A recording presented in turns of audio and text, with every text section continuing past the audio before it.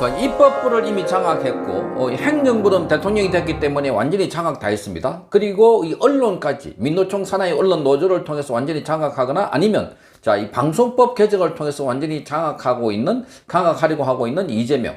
자, 이 장악 안 된 부분이 있다면 유튜브입니다. 유튜브를 장악하기 위해서 징벌적 배상을 검토하라 이렇게 지시했다고 오늘 일제히 보도했습니다. 자, 징벌적 배상을 검토하라. 유튜브가 가짜뉴스를 만드는데 이 가짜뉴스를 만드는 이유가 돈을 벌기 위해서다 이렇게 말하면서 자, 그래서 이 가짜뉴스를 만들어 가지고 돈을 벌었으면 그 벌어들인 금액의 10배, 100배 이런 식으로 자, 징벌적 배상을 하도록 하라. 이걸 법무부에 검토를 지시했다고 합니다. 이 지시한 것이 바로 6월 19일자 국무회의였는데 그게 이제 오늘 이렇게 언론들이 일제히 보도를 하고 있습니다. 자, 그러면서 이재명은 이렇게 말합니다. 대통령이 실제로 가짜 식품을 만들어 파는 경우에 징벌 배상으로 그 판매액의 몇 배를 내게 해서 망해버리게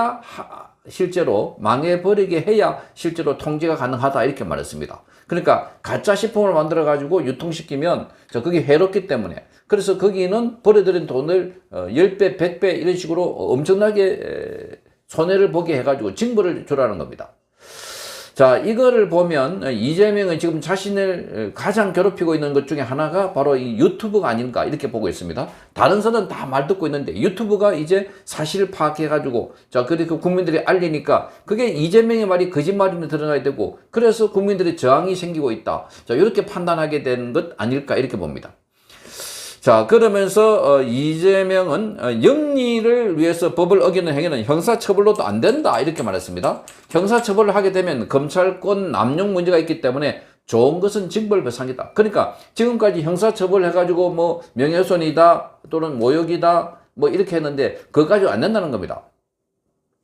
그러니까 형사처벌 하게 되면 자, 그 형사처벌 가지고 하게 되면 자, 이게 검찰권 남용이다. 그래서 검찰이 이 표적 수사하고 있다. 이렇게 비판을 받으니까 자, 이렇게 지도자도 모르게 징벌적 배상을 하도록 하라. 이렇게 말합니다.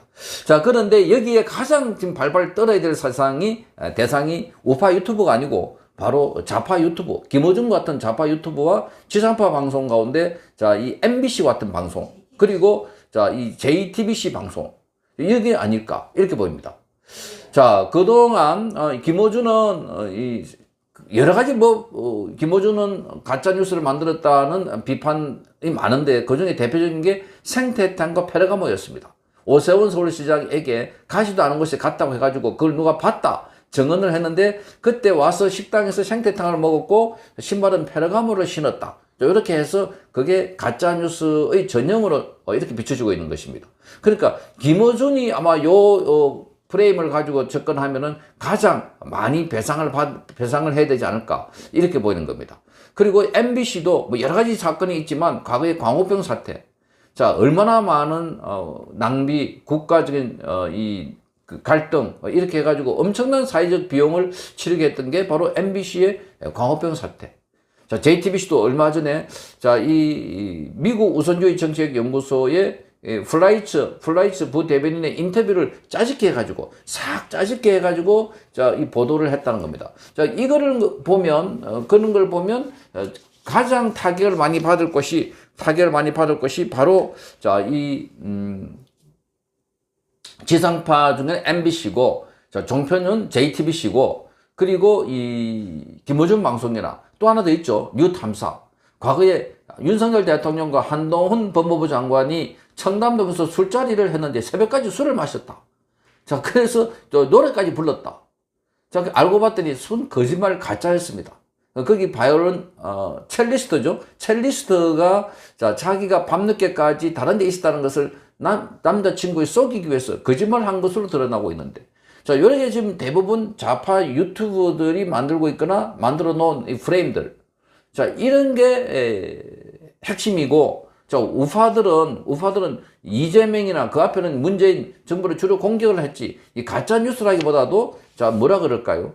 팩트를 가지고 공격을 하더라도 자, 표현상에 뭐 이렇게 좀 심하다 이런 게 있었지만 자, 그런데 지금까지는 이 우파 유튜브를 통해서 밝혀진 게 참 많습니다. 어쨌든 자, 이런 걸 통해서 볼 때 이 이재명은 자기가 완전하게 지금 통제를 가능한 사회를 만들고 완전히 이 독재 국가로 만들려고 하는데 가장 걸림돌이 되고 있으니까 이 우파 유튜브를 손을 보겠다. 이런 거 봅니다. 과거에 문재인 정권 때는 이런 징벌적 손해배상제도 이게 법적으로 무리가 많다.